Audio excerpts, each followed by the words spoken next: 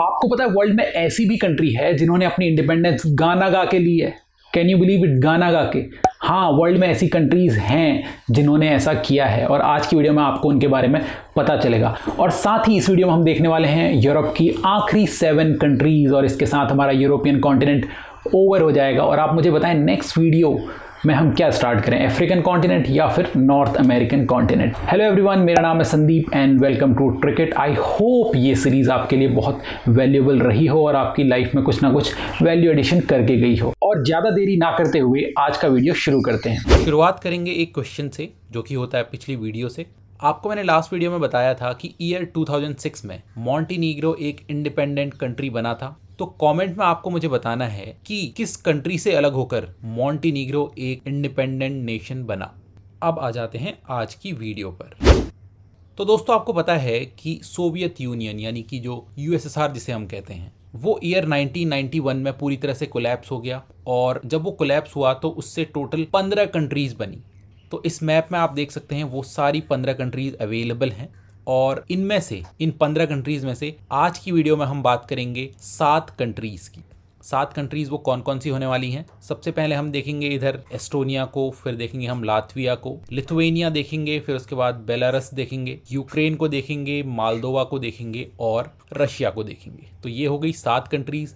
और जो बाकी की कंट्रीज़ हैं वो हम पहले ही कवर कर चुके हैं। जो हमारी वेस्टर्न एशिया वाली वीडियो थी उसमें हमने कवर अप किया था इधर जॉर्जिया, आर्मेनिया और अजरबैजान वाले रीजन को। और जो हमारी सेंट्रल एशिया वाली वीडियो थी उसमें हमने ये जो 5 स्थान वाली कंट्रीज़ हैं, कजाकिस्तान, उज्बेकिस्तान, किर्गिस्तान, तजिकिस्तान और तुर्कमेनिस्तान को कवर किया था। यानी कि आज की वीडियो में हम उन यूरोपियन कंट्रीज़ के बारे में जानने वाले हैं जो एक टाइम पर यूएसएसआर का पार्ट हुआ करती थी। तो चलिए जानना शुरू करते हैं। तो ये रहा यूरोप। और यूरोप में मैंने आपको बता दिया कि आज क्या क्या देखने वाले हैं हम। एस्टोनिया, लातविया, ये रहा लिथुएनिया, बेलारस, यूक्रेन, मालदोवा और रशिया। तो यानी कि इतना पोर्शन आज की वीडियो में हम कवर करने वाले हैं। और ये तो रशिया का पार्ट तो इस तरफ पूरा है। तो इसके रिस्पेक्ट में अगर हम इसकी बाउंड्रीज देखें कि आसपास कौन सी जगहें आती हैं, तो आप देख सकते हैं सबसे पहले ऊपर आपको इधर इनको कहते हैं हम नॉर्डिक कंट्रीज। ठीक है, नॉर्डिक कंट्रीज आपको देखने को मिलेंगी, नॉर्वे, स्वीडन और फिनलैंड। फिर यहाँ पर बाल्टिक सी आपको देखने को मिलेगा। बाल्टिक सी की ही वजह से यहाँ पे 3 कंट्रीज हैं, एस्टोनिया, लाटविया और लिथुएनिया। इनको बाल्टिक कंट्रीज कहा जाता है। अगर बाल्टिक कंट्री के ऊपर की तरफ जाएंगे तो यहाँ पर जो एरिया है इसको बोल दिया था गल्फ ऑफ बॉटनिया। एक और गल्फ आपको देखने को मिलेगा जब एस्टोनिया के ऊपर और फिनलैंड के नीचे, यानी कि इस एरिया में, इसको कहते हैं गल्फ ऑफ फिनलैंड। और अगर इस तरफ वाटर बॉडीज़ की बात करें तो ये वाला जो रीजन है इसको कहते हैं ब्लैक सी। तो चलिए अब डिटेल में जानना शुरू करते हैं कंट्रीज़ को। दोस्तों, सबसे पहले हम जानेंगे बाल्टिक कंट्रीज़ के बारे में।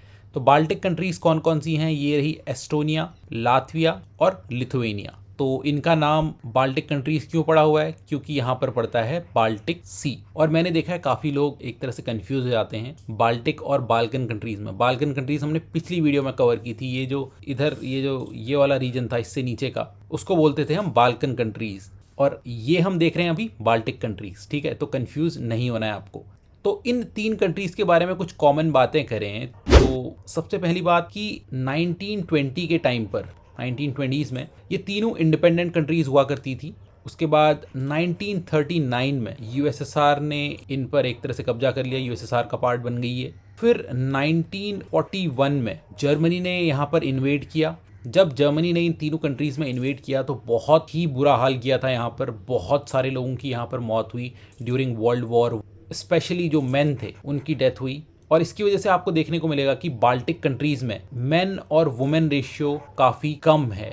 जनरली आपको देखने को मिलेगा कि पर 100 वुमेन यहाँ पर around 85 on an average main present हैं। तो फिर जब 1945 के अराउंड वर्ल्ड वॉर खत्म होने की तरफ था तो ये तीनों कंट्रीज फिर यूएसएसआर का पार्ट हो गई। जर्मनी से इनको छुड़ा लिया गया और उसके बाद ये यूएसएसआर का ही पार्ट रही। कब तक? जब तक कि यूएसएसआर का कोलैप्स नहीं हो गया। और ईयर 1991 में पूरी तरीके से ये तीनों कंट्रीज इंडिपेंडेंट हो गई।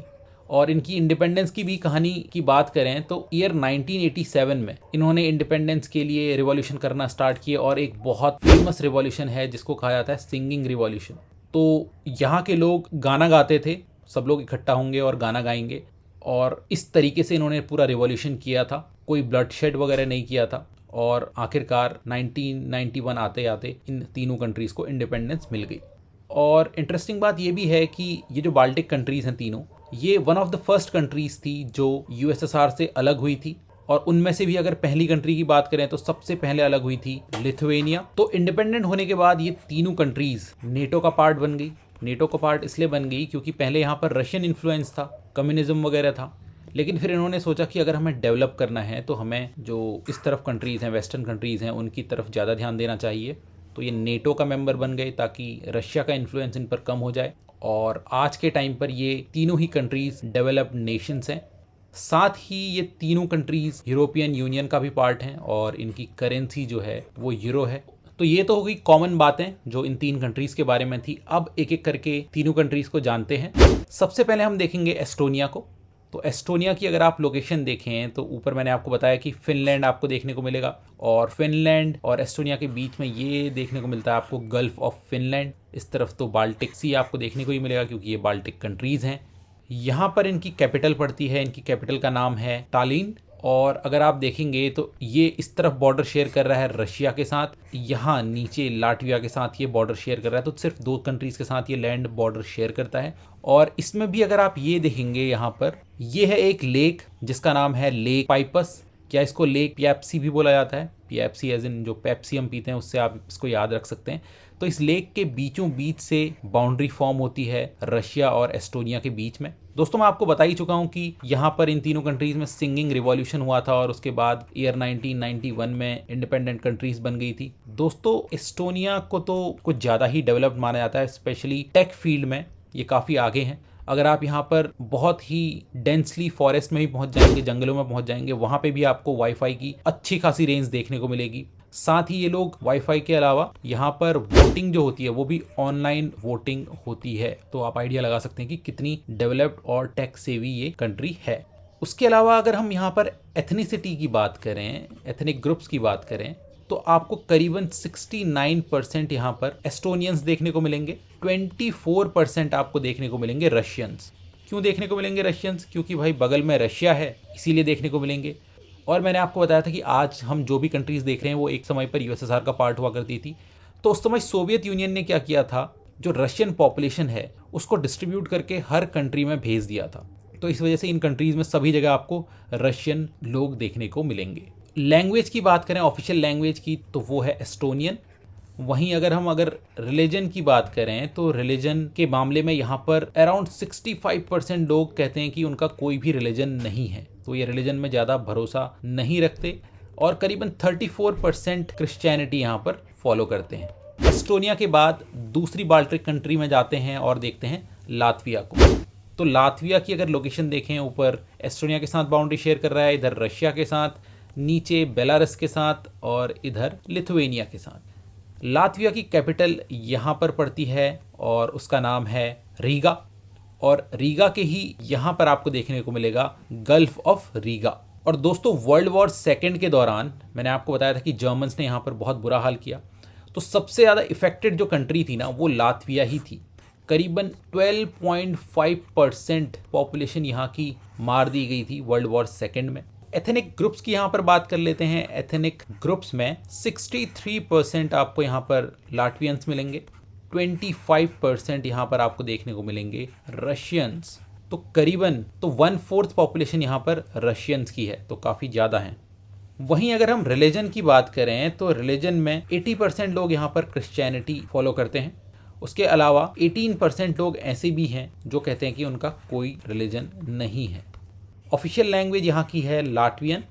इसी के साथ मूव करेंगे हम नेक्स्ट बाल्टिक कंट्रीज़ में। एस्टोनिया कवर हो गया, उसके बाद लातविया भी कवर हो गया। लातविया से अब हम जाएंगे लिथुएनिया की तरफ।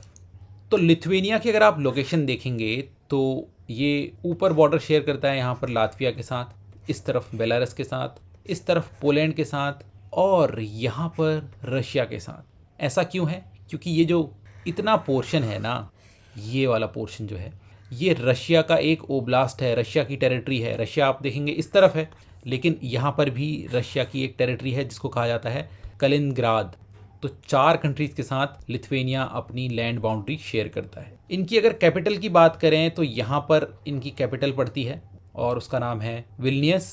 और दोस्तों लिथुआनिया जो थी वो फर्स्ट कंट्री थी जो यूएसएसआर से अलग हुई थी। इन्होंने अपनी जो इंडिपेंडेंस थी वो मार्च 1990 में ही डिक्लेयर कर दी थी, यानी कि 1 साल पहले ही यूएसएसआर के कोलैप्स होने से 1 साल पहले ही इन्होंने अपनी इंडिपेंडेंस घोषित कर दी थी और ईयर 1991 में इनको रिकॉग्नाइज कर दिया गया यूनाइटेड नेशंस के द्वारा। अगर इनके एथनिक ग्रुप्स की बात करें तो एथनिक ग्रुप में 86% आपको यहाँ पर देखने को मिलेंगे लिथुआनियंस, और आप देख सकते हैं कि ये पोलैंड के साथ बाउंड्री शेयर कर रहा है यहाँ पर, तो यहाँ पर करीबन 6% आपको पॉलिश लोग भी देखने को मिलेंगे। उसके अलावा रशियंस यहाँ पर आपको करीबन 4.5% देखने को मिलेंगे। अगर रिलीजन की बात करें तो 93% यहाँ पर क्रिश्चियनिटी को फॉलो करते हैं और 6% कहते हैं कि कोई भी रिलीजन नहीं वो फॉलो करते। और हाँ, लिथुआनिया सबसे लास्ट कंट्री था यूरोप का जिसने क्रिश्चियनिटी को अडॉप्ट किया था। अगर इनकी लैंग्वेज की बात करें तो ऑफिशियल लैंग्वेज इनकी लातवियन है, और इनकी लैंग्वेज की खास बात यह है कि ये जो हमारी संस्कृत है उससे निकली है ये लैंग्वेज, तो काफ़ी सारे वर्ड्स आपको सिमिलर मिलेंगे संस्कृत से मिलते जुलते। कुछ इंटरेस्टिंग चीज़ों की बात करें तो यहाँ पर आपको देखने को मिलेगा हिल ऑफ क्रॉसेस, बहुत सारे क्रॉस आपको यहाँ पे देखने को मिलेंगे। साथ ही अगर इनके इंडिपेंडेंस डे की बात करें तो ये साल में 2 बार इंडिपेंडेंस डे सेलिब्रेट करते हैं, एक 16 फरवरी को और एक ये सेलिब्रेट करते हैं 11 मार्च को, तो 2 इंडिपेंडेंस डे। तो हमने तीनों बाल्टिक कंट्रीज को कवर कर लिया, तो अब नीचे की तरफ चलते हैं और जानते हैं बेलारूस को। बेलारस या बेलारूस, ये जो वर्ड है ना, इसका मतलब ही होता है वाइट रशिया, और आपको देखने को मिलेगा कि बेलारूस में रशियन इन्फ्लुएंस बहुत ही ज़्यादा है। यहाँ पर बहुत ज़्यादा लोग रशियन बोलते हैं। तो सबसे पहली बात, ये कंट्री आप देख सकते हैं एक लैंडलॉक्ड कंट्री है, और अगर इसकी बाउंड्रीज़ की बात करें तो ये इधर लातविया के साथ, यहाँ रशिया के साथ, इधर यूक्रेन के साथ, यहाँ पर पोलैंड के साथ और यहाँ लिथुआनिया के साथ बाउंड्री शेयर करता है। अगर इनकी हिस्ट्री की बात करें तो ईयर 1991 में ये भी इंडिपेंडेंट हुए थे। जैसे ही बाल्टिक कंट्रीज इंडिपेंडेंट हुई थी उसके 3 दिन बाद बेलारस ने भी अपनी इंडिपेंडेंस डिक्लेयर कर दी थी, और जैसे ही बेलारस इंडिपेंडेंट हुआ उसके 2 दिन बाद आई थिंक यूक्रेन ने भी अपने आप को इंडिपेंडेंट नेशन की तरह घोषित कर दिया था। अब इंडिपेंडेंट होने के बाद यहाँ पर 1994 में इनका कॉन्स्टिट्यूशन तैयार होता है। कॉन्स्टिट्यूशन तैयार होने के बाद यहाँ पर एक प्रेसिडेंट बनते हैं, प्रेसिडेंट का नाम है अलेक्जेंडर लुकाशेंको, और ईयर 1994 से लेकर अभी तक यही वहाँ के प्रेसिडेंट हैं। तो रशिया में जैसे पुतिन हैं उसी तरीके से ये भी यहाँ पर हैं बेलारस में। बेलारस की बात करें तो ये एक डेवलपिंग कंट्री है, और अगर यहाँ के एथनिक ग्रुप्स की बात करेंगे तो 84% आपको यहाँ पर देखने को मिलेंगे बेलारूशियंस, 8% लोग आपको यहाँ पर देखने को मिलेंगे रशियन। रिलीजन की अगर बात करें तो 55% आपको यहाँ पर क्रिश्चियनिटी देखने को मिलेगी, और 41% लोग कहते हैं कि उनका कोई रिलीजन नहीं है। लैंग्वेज की अगर बात करें तो वो काफ़ी इंटरेस्टिंग हो जाती है। 80% यहाँ पर रशियन बोली जाती है और सिर्फ 20% यहाँ पर बेलारूशियन बोली जाती है, और दोनों ही यहाँ पर ऑफिशियल लैंग्वेजेस हैं। तो पहले अगर बेलारूस को देखें तो वो काफ़ी ज़्यादा रशिया की तरफ इन्फ्लुएंस था, उन पर बहुत ज़्यादा डिपेंडेंट रहता था, लेकिन टाइम के साथ इनको रियलाइज़ हुआ कि इनको रशिया पर अपनी डिपेंडेंसी कम करनी चाहिए, और उसकी वजह से अब यहाँ पर जो इनकी खुद की लैंग्वेज है बेलारूशियन उसको इम्पोर्टेंस दी जा रही है और उसको एक तरह से फर्स्ट लैंग्वेज की तरह ट्रीट किया जा रहा है स्कूल्स वगैरह में। अगर इनकी करेंसी की बात करें तो इनकी करेंसी है बेलारूसियन रूबल, और इस तरीके से हमारी गाड़ी चली थी इधर से कुछ इस तरीके से। बेलारूस भी हो गया है कवर। अब हम जाएंगे यूक्रेन में। एक चीज़ मैं आपको बताना भूल गया था, और वो है बेलारूस की कैपिटल। बेलारूस की कैपिटल है मिन्स्क। यूक्रेन को अगर आप देखें तो इसका एरिया काफ़ी ज़्यादा है, और ये 2nd लार्जेस्ट कंट्री है यूरोप की इन टर्म्स ऑफ एरिया। और इसकी लोकेशन अगर आप देखेंगे तो ऊपर ये बेलारस के साथ बाउंड्री शेयर कर रहा है, इस तरफ रशिया के साथ, यहाँ पर मालदोवा के साथ, इधर से रोमेनिया के साथ, और इधर से भी रोमेनिया के साथ, यहाँ पर हंगरी के साथ, और यहाँ पर स्लोवाकिया के साथ, और इधर पोलैंड के साथ। तो काफ़ी सारी कंट्रीज़ के साथ बाउंड्री ये शेयर करता है। अगर इसकी कैपिटल की बात करें तो यहाँ पर आपको इसकी कैपिटल देखने को मिलेगी जिसको बोलते हैं कीव। दोस्तों हमने देखा कि बाल्टिक कंट्रीज़ जो थी वो डेवलप्ड कंट्रीज़ हैं, उसके बाद हमने बेलारस देखा वो एक डेवलपिंग नेशन है। लेकिन जब हम यूक्रेन और मालदोवा की बात करते हैं ये काफ़ी पुअर कंट्रीज़ हैं, यहाँ पर करप्शन और पॉवर्टी वगैरह काफ़ी ज़्यादा है। इसकी वजह से यूक्रेन और मोल्दोवा, आप अगर यूरोप की पुअरेस्ट कंट्रीज़ की अगर आप लिस्ट देखेंगे तो सबसे ऊपर आपको उसमें ये 2 कंट्रीज़ देखने को मिलेंगी। दोस्तों एक इंटरेस्टिंग बात ये है कि ये जो इनकी कैपिटल है उसके ही पास यहाँ पर नॉर्दर्न यूक्रेन में एक लोकेशन आपको दिखने को मिलेगी, चेर्नोबिल न्यूक्लियर पावर प्लांट। यहाँ पर एक बहुत बड़ा डिजास्टर हुआ था, इसके ऊपर एक सीरीज भी बनी हुई है, आई थिंक हॉटस्टार पर वो अवेलेबल है, तो उसको आप देख सकते हैं, बहुत अच्छी सीरीज है। तो यहाँ पर न्यूक्लियर डिजास्टर हुआ था जिससे वहाँ पर जो रहने वाले लोग थे उनका बुरा हाल हुआ था, बहुत सारे लोगों की डेथ हुई थी और आज तक यहाँ पर बहुत बड़ा इम्पैक्ट है, यहाँ पर अब कोई रहता नहीं है। दोस्तों यूक्रेन की जब बात आती है तो आपको एक और नाम अचानक से दिमाग में आ जाता है और वो है क्राइमिया का। इतना जो रीजन है इसको बोलते हैं क्राइमियन पेनिनसुला। पहले इसकी लोकेशन देख लेते हैं, फिर थोड़ा हिस्ट्री की बात करेंगे। तो क्राइमियन पेनिनसुला के इस तरफ अगर आप देखेंगे तो आपको ब्लैक सी देखने को मिलेगा और ऊपर आपको देखने को मिलेगा सी ऑफ अजोव। और यहाँ पर जो जगह बसती है, इस तरफ है क्राइमिया, इस तरफ है रशिया। तो यहाँ पर जो पैसेज है, वाटर पैसेज है, उसको कहा जाता है कर्च स्ट्रेट, और कर्च स्ट्रेट कनेक्ट करता है सी ऑफ अजोव और ब्लैक सी को। अब देखिए दोस्तों, ईयर 1991 में मैंने आपको बताया था कि यूक्रेन भी अलग हो गया यूएसएसआर से, और जब यूक्रेन अलग हुआ तो क्राइमिया को एक ऑटोनॉमस रीजन की तरह ट्रीट किया गया। ये एक ऑटोनॉमस रीजन बना यूक्रेन का। यहाँ का जो पार्लियामेंट था वो अलग था, यहाँ पर प्राइम मिनिस्टर जो था वो अलग से इलेक्ट होता था। तो ऐसा चलता रहा। फिर क्या होता है कि ईयर 2010 में यूक्रेन में एक नए प्रेसिडेंट इलेक्ट होके आते हैं जिनका नाम है विक्टर यानुकोविच, और ये प्रो रशिया थे, यानी कि ये रशिया के फेवर में रहते थे। ये देखिए एक मैप, इससे आपको आइडिया लगेगा कि यूक्रेन जो है, जितना भी पोर्शन आपको ये ऑरेंज में दिख रहा है, यहाँ पर आपको वो लोग दिखेंगे जो यूक्रेनियन बोलते हैं, लेकिन जो रेड वाला रीजन है वो ऐसा रीजन है जहां पर लोग रशियन बोलते हैं। तो काफी बड़ा रशियन इन्फ्लुएंस है यहाँ पर। और उसमें से भी अगर आप देखेंगे तो ये जो डार्क रेड में आपको दिख रहे हैं, ये वाला रीजन और ये जो क्राइमिया वाला रीजन है, यहाँ पर 75% से भी ज़्यादा लोग रशियन बोलते हैं।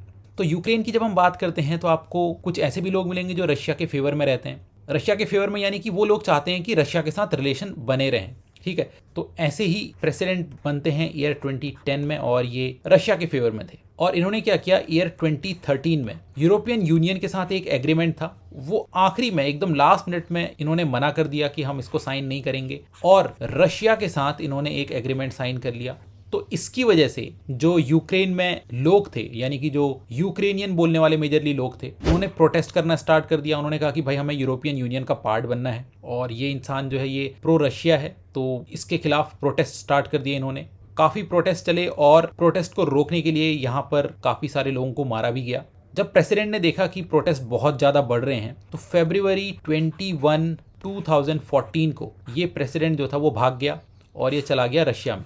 अब जैसे ही ये रशिया में गया उसके बाद जो ऑपोजिशन पार्टी थी उन्होंने यहाँ पर क्या कर लिया, यहाँ पर गवर्नमेंट फॉर्म कर दी। गवर्नमेंट फॉर्म करने के बाद इन्होंने क्या किया, इन्होंने यूरोपियन यूनियन के साथ एग्रीमेंट साइन किया और साथ ही बोला कि कुछ टाइम बाद इलेक्शन होंगे यहाँ पर और दूसरी गवर्नमेंट, एक्चुअल गवर्नमेंट फॉर्म की जाएगी। लेकिन अब इस बात पर रशिया जो था उसने बोला कि भाई ये जो पूरी एक्टिविटी हुई है यहाँ पर वो बिल्कुल गलत है, और रशियन बैक्ड प्रोटेस्टर्स जो थे क्राइमिया में, बहुत सारे प्रोटेस्टर्स घुस जाते हैं और ये क्राइमिया के पार्लियामेंट में कब्जा कर लेते हैं। और उसके बाद यहाँ पर क्या करते हैं, ये नया पीएम बना देते हैं, क्राइमिया का एक नया पीएम बना दिया जाता है। और ये जो नया पीएम जो होता है वो ऑब्वियस सी बात है वो रशिया के फेवर में रहता है। और उसके बाद ये क्या करते हैं, मार्च 16, 2014 में यहाँ पर रेफरेंडम करा देते हैं। और रेफरेंडम का रिजल्ट जो था उसमें ये कहते हैं कि करीबन 95% से भी ज़्यादा लोग चाहते हैं कि वो रशिया का पार्ट हो जाए। तो ये रेफरेंडम इसलिए कराया गया था कि क्राइमिया यूक्रेन का पार्ट रहेगा या रशिया का पार्ट रहेगा। इस तरीके से मार्च 18 को क्राइमिया जो है वो रशिया का पार्ट बना दिया जाता है। अब वर्ल्ड लेवल पर इसकी बहुत ही निंदा की जाती है, लोग इसको मानते नहीं हैं। लोगों का कहना था कि जो ये पूरा रेफरेंडम कराया गया है ये पूरी तरीके से एक फेक रेफरेंडम है, और वर्ल्ड लेवल पर बहुत सारे सैंक्शंस लगा दिए थे इसकी वजह से रशिया पर। और साथ ही एक ग्रुप होता है, आपको पता है G8 ग्रुप जो था उसमें से रशिया को हटा दिया गया, तो उसके बाद 7 मेंबर ही बचे। तो अगर आज की करंट सिचुएशन की बात करें तो उसके हिसाब से क्राइमिया जो है वो रशिया एडमिनिस्टर कर रहा है, लेकिन वर्ल्ड लेवल पर इसको यूक्रेन का पार्ट माना जाता है। अगर यहाँ की एथनिक ग्रुप्स की बात करें तो आपको यहाँ पर 78% लोग मिलेंगे यूक्रेनियन, 17% आपको मिलेंगे यहाँ पर रशियन। और अगर रिलीजन की बात करें तो रिलीजन यहाँ पर मेजर रिलीजन क्रिश्चियनिटी ही है, 87% लोग क्रिश्चियनिटी वाले मिलेंगे। और अगर इनकी करेंसी की बात करें तो वो है हर्वेनिया। तो अपनी गाड़ी कुछ इस तरीके से ट्रैवल करके यूक्रेन तक पहुंच चुकी है और अब हम लेंगे थोड़ा टर्न इस तरफ और पहुंचेंगे मोल्दोवा में। तो मोल्दोवा की अगर हम लोकेशन देखें तो ये एक लैंड लॉक्ड कंट्री आप देख सकते हैं। ऊपर यूक्रेन के साथ बॉर्डर शेयर करती है और यहाँ पर रोमानिया के साथ बॉर्डर शेयर करती है, सिर्फ 2 कंट्रीज़ के साथ। अगर इसकी कैपिटल की बात करें तो यहाँ पर इसकी कैपिटल पड़ती है, कैपिटल का नाम है चिशिनाउ। मोल्दोवा में भी आपको इतना जो यहाँ का रीजन है इसको कहा जाता है ट्रांसनिस्ट्रिया, और ऐसे ही यहाँ पर भी आपको एक रीजन देखने को मिलेगा जिसको कहा जाता है गागाउज।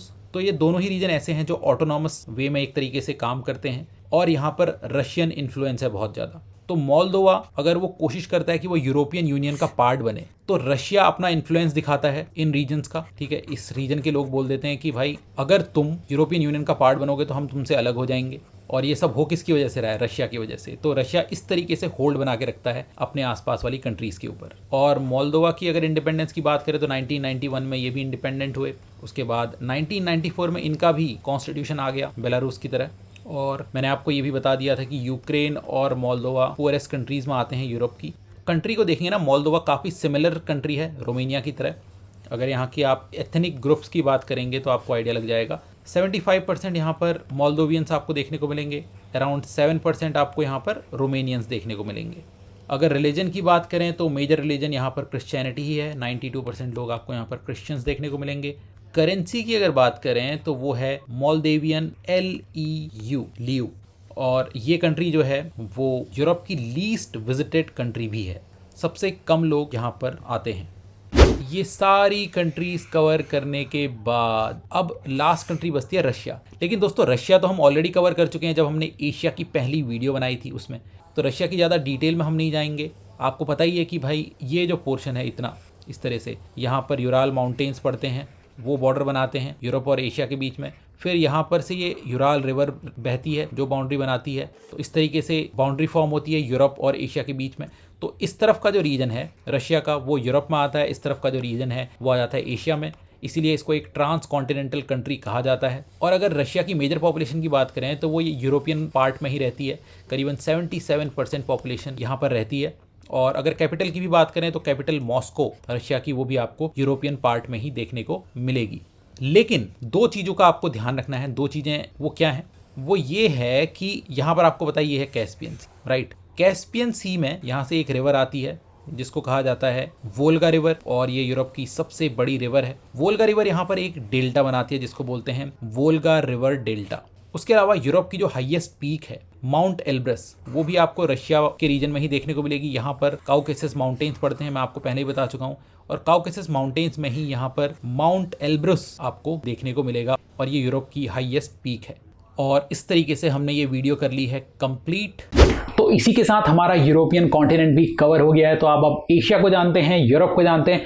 अगला कॉन्टिनेंट कौन सा होने वाला है आप मुझे कमेंट्स में बताएंगे, और उसी के बेसिस पे नेक्स्ट वीडियो बनेगी।